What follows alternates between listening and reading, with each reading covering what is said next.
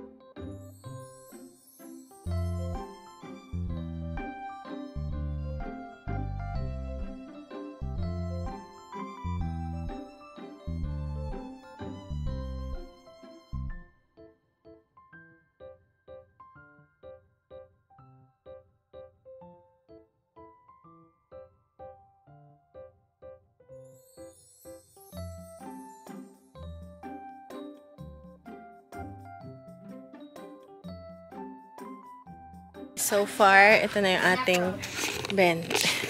So far, yun na yung ating, ito yung mga binabenta natin, tsinelas. Ayan, ito yung mga canvas bag. Ano to? Parang book lovers bag to. Ayan. Canvas bag. Ayan yung tag natin. Diba? And then, ito pa. So, hindi pa kami tapos. Ayan pa. And, ayan pa. Hindi pa. Ayan pa. Ang dami pa. Meron pa sa bahay. Kaya lang. Nakaka-overwhelm yung may mga laruan din.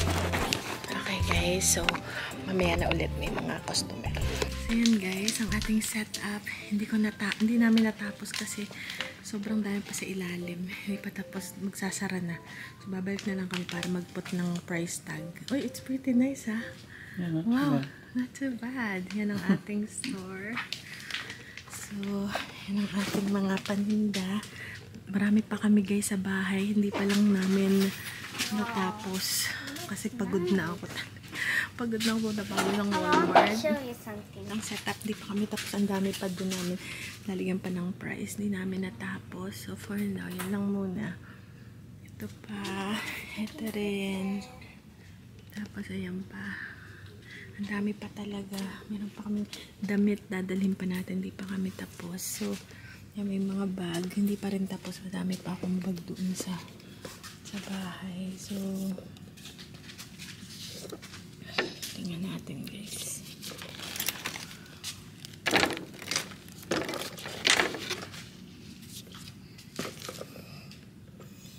Pagod na kami. Gutom na gutom. Ayun pa mga shoes.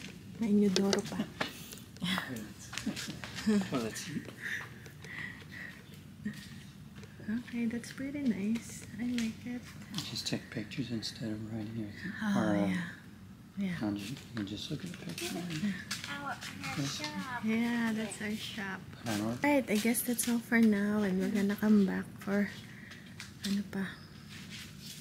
Marami pa kami guys na kung mapupuno to. And muna set up natin. Kuya, take a picture doon. Dali with Ben. Ayan, dito kami sa Walmart. Aba? 25 cents lang. Dating 50 cents. Aba, ano to? What is this? Floating thermometer. Para saan? Dating ano? $7 yan. Sa pool yan. Pool. Floating thermometer. Ito na $1. Canon, oh. Canon Pixma Yellow. Siguro Dawood sell, oh. Ang gana, ano? Lock. Okay. Yung mga ganito guys. Ito yung magandang pambenta sa eBay. Mist. Ano ito? Revolution. L'Oreal. Okay. Ito naman. Outlast Concealer. Dating $6.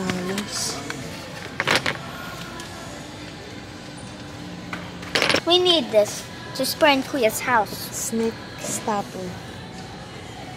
I know. Snake repellent. I know. This must be good. Plant food. Ayan, oh. Arbor plant food. Okay. Ito, puncher.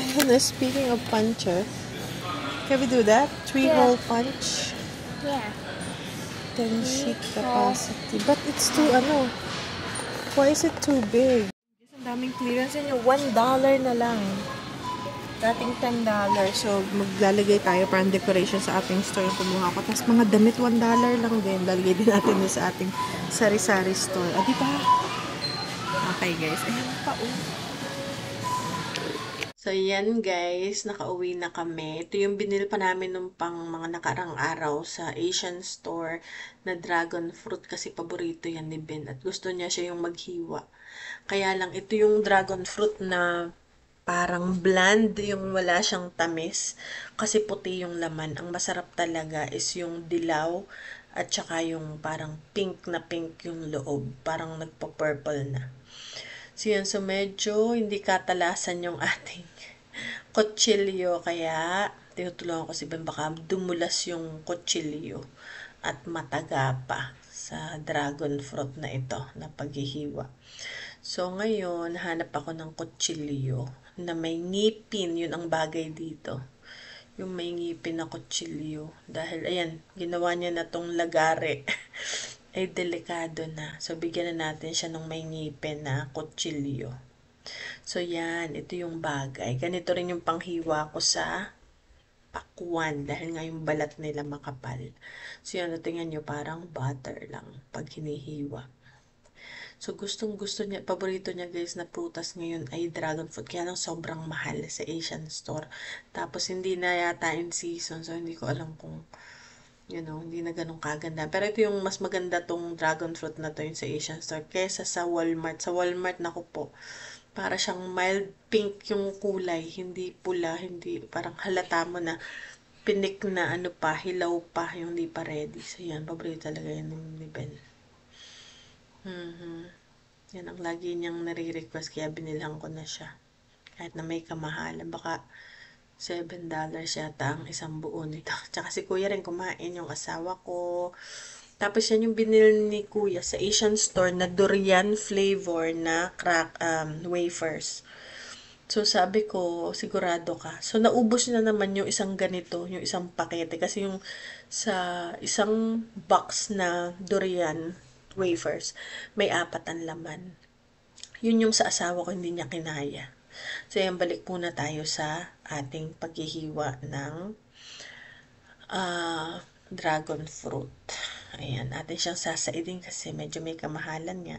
So, hanggang sagad to the bones. Ayan na, meron diyang 3 pakete. Naubos ni Miguel yung isang buong pakete dun sa 3 laman. Pero, hindi niya nakinaya yung sa asawa ko. Hindi kinaya ng asawa ko yung durian wafers. Pero yung fresh na durian nakain niya. As in, sobrang baho, guys. Amoy gasolina, na amoy utot na hindi mo maintindihan. Basta amoy banyo. Alam mo yung pagkatapos mong magbanyo, tapos papasok ka, tapos may kakatapos na magbanyo, ganun yung amoy niya. Hindi ko kaya talaga. Okay, well, anyways,